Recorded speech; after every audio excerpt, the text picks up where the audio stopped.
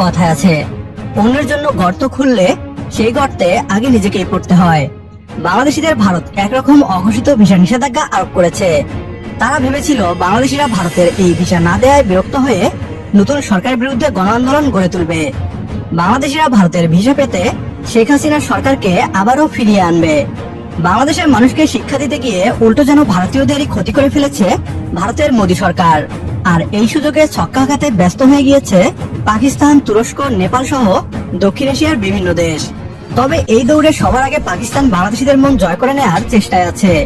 একদিকে বাংলাদেশিদের ভিসা দেওয়া বন্ধ করে অঘোষিত ভিসা নিষেধাজ্ঞা আরোপ করেছে ভারত, অন্যদিকে বাংলাদেশিদের ভিসা ফ্রি এন্ট্রির ঘোষণা করেছে পাকিস্তান। এতে ভারতের পর্যটন শিল্প হুমকির মুখে পড়তে যাচ্ছে বলে দাবি করছে অনেক বিশেষজ্ঞ। বিস্তারিত থাকছে বিডিটিউব নিউজের আজকের এই ভিডিওতে। বাংলাদেশে প্রতিদিন ৫,০০০-এরও বেশি ভিসা ইস্যু করে এসেছে ভারত। তবে শেখ হাসিনার পতনের পরই বাংলাদেশিদের ভিসা দেওয়া ৯৮% কমিয়ে দিয়েছে ভারত। বাংলাদেশের নিরাপত্তা ব্যবস্থার অজুহাত দেখিয়ে ভারতীয় ভিসা কার্যক্রম বাংলাদেশে আপাতত সীমিত পরিসরে পরিচালনা করছে ভারত। অতি জরুরি ছাড়া কোনো বাংলাদেশিকেই ভারত ভিসা দিচ্ছে না। এমন অবস্থায় বাংলাদেশি পর্যটকদের সামনে খুলে গিয়েছে নতুন এক সম্ভাবনা। বাংলাদেশ থেকে প্রতি বছর লাখ লাখ মানুষ পর্যটক ভিসায় ভারতের কাশ্মীর সহ বিভিন্ন পর্যটক স্থান ঘুরতে যায়। ভারতীয় টুরিস্ট ভিসা বাংলাদেশিদের জন্য বন্ধ রয়েছে। এই সুযোগে ছক্কা হাঁকাতে পাকিস্তান বাংলাদেশিদের ভিসা ফ্রি এন্ট্রির সুবিধা দিচ্ছে। বাংলাদেশিরা ভিসা ছাড়াই পাকিস্তানে যাতায়াত করতে পারবে বলে জানিয়েছে ঢাকায় নিযুক্ত দেশটির হাই কমিশনার সৈয়দ আহমদ মারুফ। তিনি বলেন, ২ সপ্তাহ আগে পাকিস্তান নতুন ভিসা নীতিমালা ঘোষণা করেছে। এর আওতায় বাংলাদেশ সহ ১২৬টি দেশের নাগরিক ভিসা ছাড়া পাকিস্তানে যাতায়াত করতে পারবে। এদিকে বাংলাদেশের পর্যটক কমে যাওয়ায় ব্যবসায় লালবাতি ভারতীয়দের।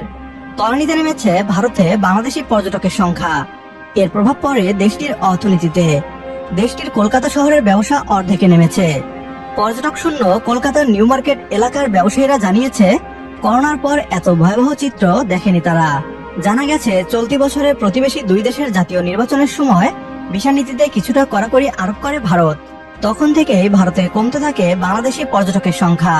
এছাড়া বাংলাদেশের ছাত্র জনতার আন্দোলনের পর ভিসা কার্যক্রম সীমিত করে ভারত। এতেই তলানিতে নেমে যায় বাংলাদেশি পর্যটকের সংখ্যা। পরিসংখ্যান বলছে, ২০২৩ সালে ভারতে আগের বছরগুলোর তুলনায় ৪৮% হারে বেড়েছিল বাংলাদেশি পর্যটকের সংখ্যা।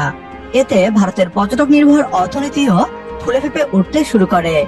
তবে চলতি বছরে ভারতের ভিসা কার্যক্রম সীমিত করায় দেশটির বাণিজ্যে রীতিমতো ভাটা পড়েছে।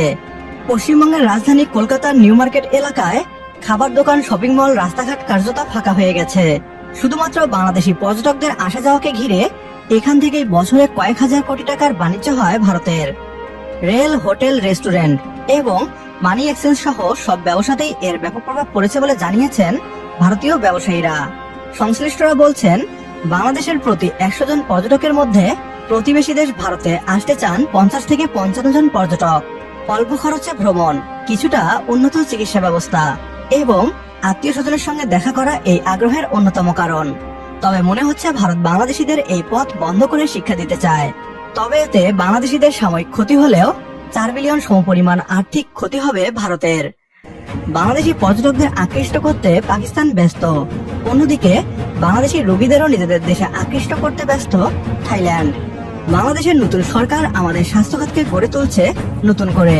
এর ফলে অন্য দেশের উপর নির্ভরশীলতা অনেকটাই কমে যাবে। প্রিয় দর্শক, পর্যটক হিসেবে আপনি কোন দেশে ঘুরতে যেতে চান? পাকিস্তান, মালদ্বীপ, নেপাল নাকি থাইল্যান্ড? কমেন্ট করে জানিয়ে দিন আপনার গুরুত্বপূর্ণ মতামত। আজকের ভিডিও এ পর্যন্তই। পরবর্তী ভিডিও দেখার আমন্ত্রণ জানিয়ে বিদায় নিচ্ছি আজ। আল্লাহ হাফেজ।